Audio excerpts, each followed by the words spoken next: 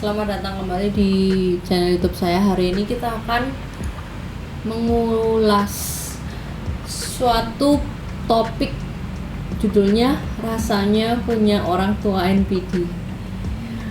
Untuk mengulas tema ini sih emang berat gitu ya. Kemarin kita udah ngomongin narsistik pada anak, terus kita juga ngomongin narsistik pada remaja gitu ya. Nah sekarang kita mau menjawab pertanyaan, gimana sih kak rasanya punya orang tua NPD? Kayaknya gue bisa jawab deh gitu ya. Tapi intinya hasil dari sharing di sini, I just wanna share with you guys. Dan ini juga mau mungkin dari rekapan gue ya, dari sesi sharing, di sesi privat gitu ya. Dan teman-teman yang cukup sering membahas tema ini, terutama di sesi sharing gitu ya. Rasanya punya orang tua NPD gitu ya. Aku akan coba menjawab. Kalau yang nggak ngerasain, mungkin habis nonton video ini jadi ada bayangan. Tapi kalau yang udah ngerasain, pasti familiar banget gitu ya. Nomor satu, rasanya itu teman-teman secara grand design gitu ya. Kalian tuh kayak punya mantra di kepala bahwa kalian tuh nggak akan pernah cukup, tidak pernah cukup, dan tidak akan pernah cukup. Apapun yang kalian lakuin, termasuk usaha lu, termasuk niatan lu, itikat baik lu, atau sampai bahkan orang lain pun salut sama lu, tapi orang tua lu sendiri gak akan pernah appreciate lu. Atau apapun yang lu kerjain kurang terus, pokoknya salah terus pokoknya.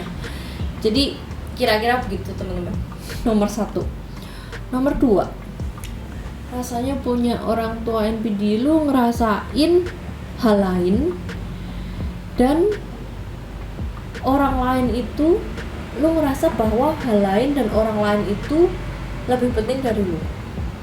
Kalau yang familiar dari salah satu teman kita yang sharing kemarin itu tuh, menurut aku sih bisa aku rekap gitu ya, biasanya tuh berhubungan dengan uang, jabatan, apalagi kemarin dia cerita uang, jabatan, dan orang-orang penting gitu ya, sesuatu yang derajatnya tuh tinggi gitu ya, dan membawa image yang baik untuk orang tua yang kecenderungan narsistik.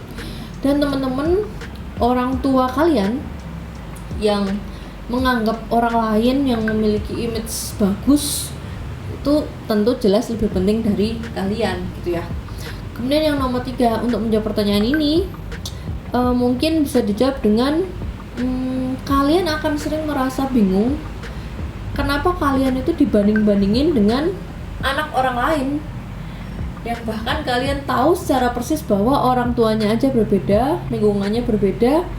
Jadi ketika kalian dikomparasi, termasuk dengan saudara sendiri, saudara dekat, saudara jauh, bahkan orang lain yang kalian nggak tahu, bahkan kemarin ada yang cerita dibandingin sama artis atau dibandingin sama atlet gitu ya, yang membuat kalian akan bingung itu rasanya. Kemudian yang nomor 4, kalian merasa kontradiktif itu kayak makanan sehari-hari. Kalian dituntut dengan ekspektasi yang sangat tinggi. Setinggi apa kak? Gitu kan, setinggi langit. Kemudian dia cerita, enggak sih kak, kalau cuma setinggi langit, langitnya masih kelihatan. Tapi ini langit yang versi kayangan, yang ada dia kalau perlu yang ada keras saktinya gitu. Bercanda ya teman-teman. Nah tapi apapun yang kalian coba lakuin itu dilarang terbatas. Jadi gimana ya, melakukan ini harus ekspektasinya segini, tapi yang kalian lakuin itu terbatas atau dikekang atau dilarang. Jadi kalian akan merasa singkatnya serba salah. Itu yang nomor 4. Kemudian yang nomor 5, kalian merasa perasaan kalian tuh nggak penting. Perasaan kalian itu selalu didiskon dan nggak ada nilainya bagi mereka. At least itu aku yang aku dengar dari teman-teman ya. Dan mungkin ini yang perlu di huruf besar dan digaris bawahi semua ya. Banyak yang bilang bahwa ketika kalian merasa sakit, bahkan mereka nggak terima kalian merasa sakit. Kenapa ini aku caps lock? itu adalah mereka nggak terima kalau kalian itu juga manusia yang punya perasaan, bisa berdarah dan bisa sakit. Ekstrim ya. Mereka akan lebih marah dan nggak suka dan bahkan menggunakan otoritasnya untuk menyuruh kalian nggak boleh sakit menggunakan otoritasnya. Itu yang nomor 5 teman-teman. Nah teman-teman, untuk selanjutnya yang nomor 6 sampai nomor 12 dan juga kesimpulannya akan kita lanjut di video selanjutnya. Pastiin kalian nonton secara full supaya bisa memahami dengan lebih global gitu ya teman-teman, supaya kalian lebih memahami secara utuh. See you in the next video.